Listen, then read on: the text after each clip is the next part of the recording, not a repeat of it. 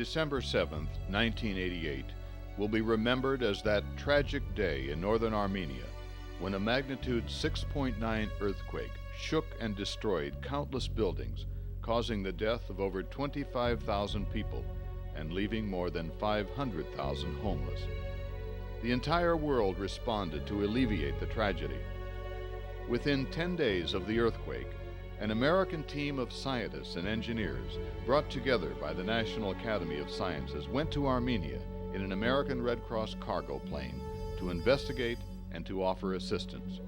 Among this group were Mihran and Armender Karagian. What they saw remained indelible in their minds and souls. Together they visited an engineering college where more than 300 persons had died. Among the scattered books on the floor of a classroom, they found a Russian textbook on strength of materials, an ironic reminder that what was being taught in the classroom was not practiced in the construction of many buildings. This impression, as well as other events during those 10 days, led to the idea that the country needed more than just humanitarian aid. It needed an educational institution to help Armenia regain some of what they had lost in the field of education. But the question was, how do you start a Western-style university in a former Soviet republic? The answer came during the first Congress of Armenian Engineers, Scientists, and Industrialists in August 1989 in Los Angeles, with Mihran as general chairman, when the idea of a new university was revived. By then, Stepan Karamardian, professor of business at UC Riverside, had joined Mihran and Armen, and the plan was presented to over 50 potential organizations and individuals who could support the beginnings of the university. The call for assistance was answered by Louise Simon, president of the Armenian General Benevolent Union. During a meeting in the presence of Yuri Sarkisian, rector of the Polytechnic Institute, and Eduard Gazarian, deputy minister of education, it was agreed that a well-known American university would have to be asked to provide academic and administrative guidance before any final action was to be taken. The Armenian General Benevolent Union, believing in the AUA vision, committed $100,000 for a planning year. When the idea was presented to the senior vice president of academic affairs of the University of California, Dr. William Fraser, he expressed interest, but UC could not take any action without visiting Armenia and investigating firsthand the feasibility of starting a new university there. So Mihran, Armen, and Stepan accompanied a delegation of 8 UC senior administrative and faculty persons headed by Dr. Fraser, and the visit to Armenia took place in the summer of 1990. It was soon determined that it would be feasible to start an American model university in Yerevan. The Armenian government was in a state of transition in 1990, but fortunately, both the outgoing communist government and the new leadership of Armenia approved the concept and assigned the Ministry of Education to work with the American team. In July 1991, the Board of Regents of UC approved an important affiliation agreement between the American University of Armenia Corporation and UC, and they instructed President David Gardner to proceed with the implementation. The affiliation agreement was later signed in September 1991 between President Gardner and recently appointed AUA President Agbabian. Furthermore, by a resolution of the Central Board, the Armenian General Benevolent Union undertook the sponsorship of AUA, and it committed $1 million per year for its operation. In Armenia, some critical steps needed to be taken between June and September 1991. The charter of the university was written, and the university was duly registered in Armenia as a joint venture between AUAC and the Ministry of Education and Science. Announcements were posted that graduate students would be admitted in earthquake engineering, industrial engineering, and business management, and a search was started for a building to serve as the university campus. The government gave to the Ministry of Education and Science a building on Bagramian Street, formerly the Education Center of the Communist Party, for the use of the American University of Armenia.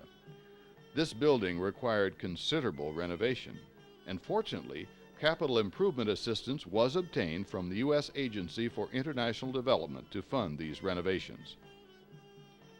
The summer months of 1991 were hectic but historic. Sona Himalayan as administrator, and Margaret Kamajian as registrar, and Mihran as president, opened the doors of the university to 101 graduate students on September 23rd, the day the Armenian Parliament declared independence. The English language instructors were dispatched by UCLA, and they started an intensive English program to prepare the students to enter their chosen fields. This gave time to recruit faculty for engineering and business management, and Armin and Stepan, as deans of these two colleges, worked hard to recruit faculty that would arrive in the spring of 1992, when the students were ready to begin their programs for a master's degree. Since then, the growth of AUA has been phenomenal. Departments were added and enrollment increased. The annual commencement exercises were historic events in the new republic. Parents joined their sons and daughters to celebrate their accomplishments. A center for job counseling was established, and graduates found challenging jobs in government and the private sector. Now there are over 500 graduates who constitute the alumni of AUA. The passing of Stepan Karamardian was a sad event in the life of AUA. Professor Harold Kasarjan of UCLA came to the rescue as the Dean of Business and Management. Harbatun Armenian joined as Coordinator of Public Health. Nicole Shigaldian was named Dean of Political Science, and Richard Buxbaum was appointed as the Coordinator of the Law Program. Russell Campbell and Susie Antunian were already on board as Dean of English Language and as Dean of University Extension, respectively. Michael Conrad became the Director of Student Academic Affairs and Registrar, and Michael Kuchakjian took the responsibility of Director of Administration. Mihran's life during these years was intimately part of the life of AUA. Managing the university program involved work in the U.S. as well as in Armenia, and the presidency of AUA became a commuting job, requiring about 30 trips to the Republic in a period of 8 years. He experienced the darkness and severe cold of Armenia, along with his staff, faculty, and students, but was constantly reinvigorated by seeing their devotion and determination in times of adversity. Mihran saw firsthand the trials and crises of Armenia as it tried to recover from a devastating earthquake, made superhuman efforts to settle Armenian refugees from Azerbaijan, survived a blockade by Turkey and Azerbaijan, and provided a support that Nagorno-Karabakh needed in its struggle for survival. Mihran retired as founding president at the end of 1996. He continues to serve AUA as President Emeritus and as a member of the Board of Trustees of AUAC.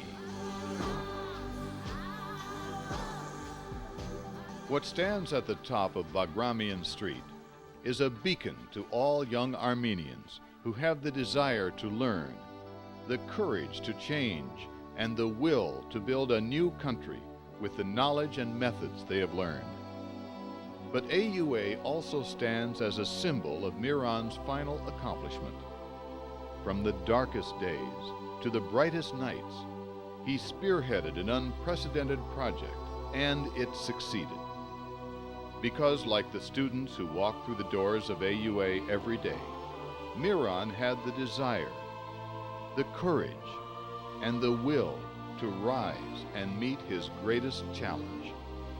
Tonight, we salute the man behind the modesty that has characterized him for all these years. Tonight, we salute him as a son, a brother, a husband, a father, a grandfather, an engineer, a businessman, an educator, an ambassador, a volunteer, a community leader, a friend, a mentor, a pioneer, a visionary. Tonight, we salute you, Mihran Agbabian.